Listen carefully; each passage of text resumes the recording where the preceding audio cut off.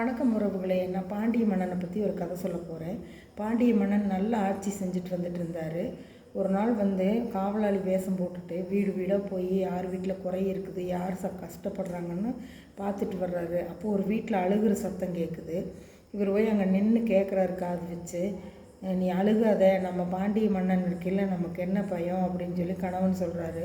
அதுக்கு மனைவி, நீங்கள் ஒரு மாதம் வணிகத்துக்கு போயிடுவீங்களே, அதை நினச்சி தான் அழுகிறேன்னு.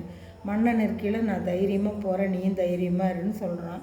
சரின்னு சொல்லி அவங்க படுத்து தூங்குறக்கு போங்காட்டி மன்னன் போயிட்டார் அரண்மனைக்கு.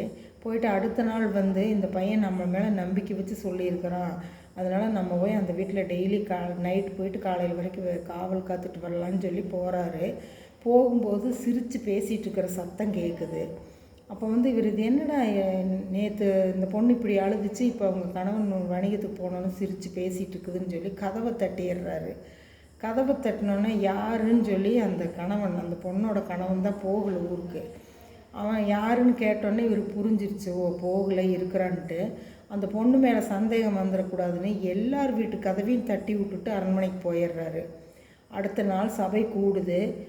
எல்லோரும் என்ன சொல்லுங்க அப்படின்னு சொல்லி கேட்குறாரு மன்னன். அப்போ எல்லாரும் சொல்கிறாங்க, நடுநிசையில் யாரோ ஒரு கதவை தட்டுனா, என் வீட்லேயும் தட்டினா, உன் வீட்லேயும் தட்டினான்னு சொல்லும்போது, சரி தட்டினவன் கிடச்சிட்டான்னா அவனை என்ன பண்ணலாம், என்ன தண்டனை கொடுக்கலாம், அது நீங்களே முடிவு பண்ணுங்கன்னு சொல்கிறாரு. அதுக்கு எல்லாரும் சொல்கிறாங்க, தட்டின கையை வெட்டிடணும்னு சொல்கிறாங்க. உடனே சிறிதும் யோசிக்காமல் தன்னோட வாள் உரை இருக்கும் இல்லையா, அந்த உரையிலேருந்து வாழை உருகி அவரோட கையை அவரே வெட்டிட்டார். எல்லோரும் மன்னான்னு சொல்கிறாங்க. அப்புறம் அவர் சொல்கிறார், இந்த மாதிரி நான் தான் அப்படின்னு சொல்லி. மக்கள் எல்லாம் சேர்ந்து பொன்னாலான கை அவருக்கு செஞ்சு வச்சாங்க. அதனால் அவருக்கு பின்னால் பொற்கை பாண்டியன் பேர் வந்தது. எனக்கு தெரிஞ்சதை உங்கள்கிட்ட பகிர்ந்துட்டேன்.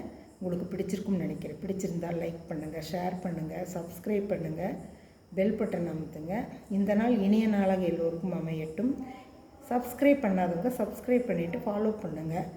தேங்க்யூ.